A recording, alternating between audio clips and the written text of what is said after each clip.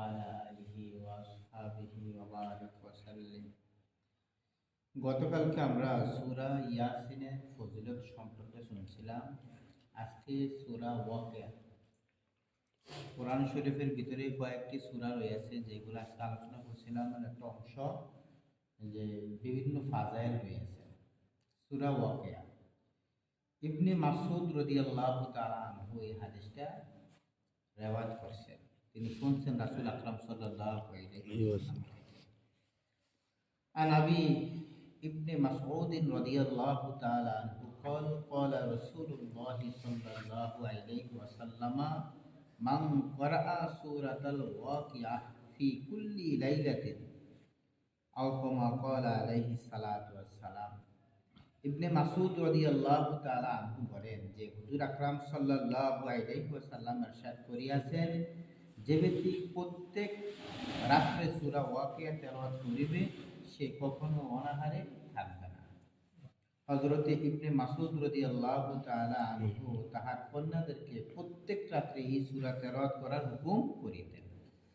তাহলে হাদিসটা ইবনে মাসউদ রাদিয়াল্লাহু তাআলা আনহু তিনি বলছেন যে রাসূল আকরাম সাল্লাল্লাহু আলাইহি ওয়াসাল্লাম বলেছেন যে সূরাতুল ওয়াকিয়া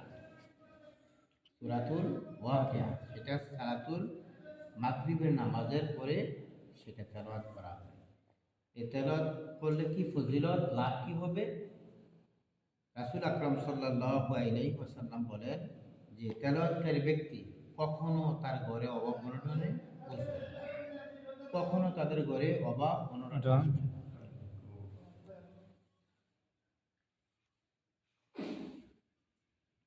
হযরত ইবনে মাসউদ রাদিয়াল্লাহু তাআলা আনহুকে হযরত ওমর রাদিয়াল্লাহু তাআলা আনহু খেলাফত কালে তিনি যখন বৃদ্ধ হয়ে গেছে তখন তিনাকে বলছিল যে আপনার তখন পরিবার অনেক বড়, পরিবারের জন্য রাষ্ট্রীয় পোশাকের থেকে কিছু মাসিক ভাতা যদি আপনার ঘরে আমি দিতাম, আপনি যদি অনুমতি দিতেন। ইবনে মাসউদ রাদিয়াল্লাহু তাআলা আনহু বলছেন যে না, আমাকে রাষ্ট্রীয় পোশাকের থেকে খাওয়া দাওয়ার ব্যবস্থা করার প্রয়োজন নাই। কেন?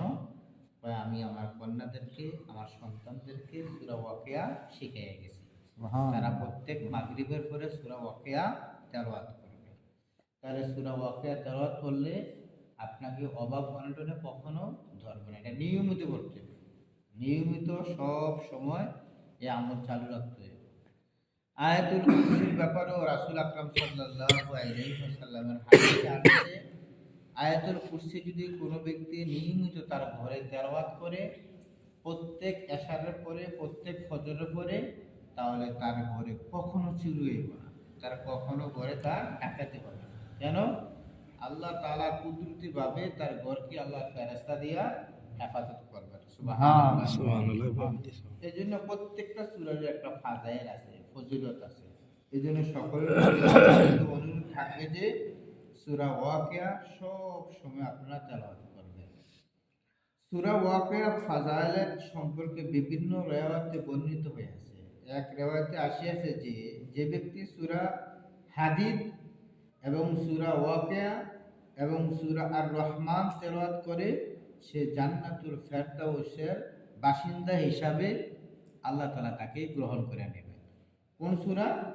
সূরা হাদীদ এবং সূরা ওয়াকিয়া এবং সূরা আর রহমান, এই তিনটা সূরা যে নিয়মিতভাবে সবসময় তেলাওয়াত করবে, আল্লাহর হাবিব বলেন সে জান্নাতুল ফেরদাউসের বাসিন্দা হওয়ার মতো সুযোগ আল্লাহ তাআলা দান করবে। আরেক হাদিসে আসিয়াছে সূরা ওয়াকিয়া হইল সূরাতুল গিনা।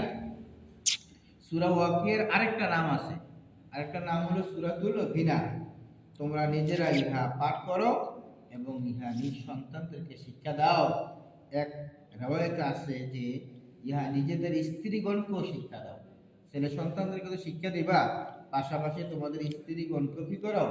এই আয়াতটা, এই সূরাটা তেলাওয়াত করার জন্য তোমরা সব সময় শিক্ষা দিবা। হযরতে আয়েশা সিদ্দিকা রাদিয়াল্লাহু তাআলা আনহু হইতে বর্ণিত যে সূরা পাঠ করার তাকিদ বর্ণিত হয়ে আছে।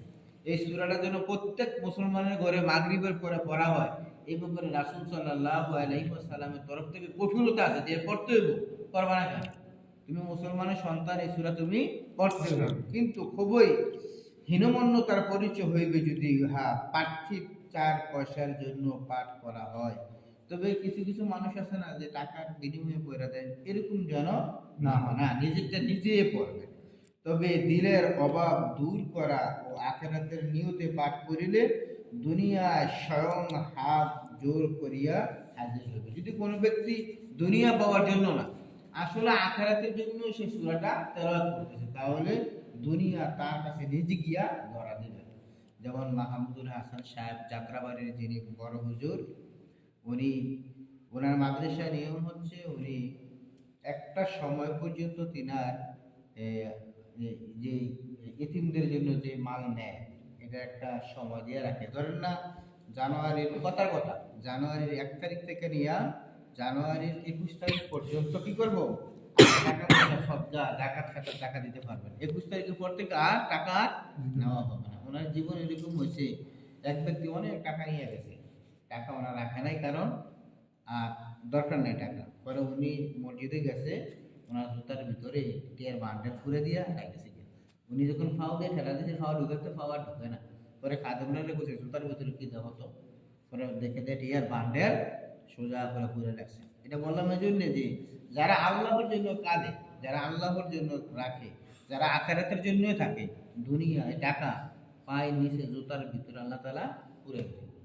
এই জন্য সকলের প্রতি আমার অনুরোধ থাকবে আমার ভাইয়েরা, সূরা ওয়াকিয়া অন্তত সালাতুল মাগরিবের পরে পড়ার জন্য চেষ্টা করবেন। 5 মিনিট থাকবে। আর তাতে বললাম ছোট্ট সূরা 16 দেড় পাতা, কোরআন শরীফের দেড় পাতা মিললে হলো সূরা ওয়াকিয়া। এই সূরাটা আপনি মসজিদে হানাহানির মধ্যে 2-3 মিনিটের ভিতরে আপনি পড়ে নিতে পারবেন। আল্লাহ তাআলা আমাদের সকলকে সূরা ওয়াকিয়া সঠিকভাবে সুন্দরভাবে তেলাওয়াত করার মতো তৌফিক দান করো।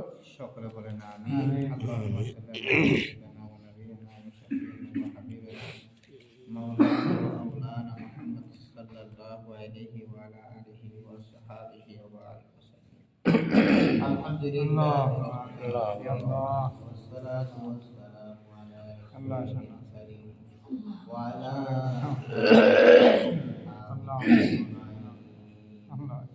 ربنا ظلمنا أنفسنا وإن لم تغفر لنا وترحمنا لنكونن من الخاسرين ربنا فاغفر لنا ذنوبنا وكفر عنا سيئاتنا وتوفنا مع الأبرار اللهم آمين. اللهم إنا نسألك الجنة ونعوذ بك من النار. حسبنا الله ونعم الوكيل، نعم المولى ونعم النصير. الله رب ارحمهما كما ربياني صغيرا وقل رب ارحمهما كما ربياني صغيرا. ربنا تقبل منا إنك أنت السميع العليم وإنك أنت التواب الرحيم والحمد لله رب العالمين.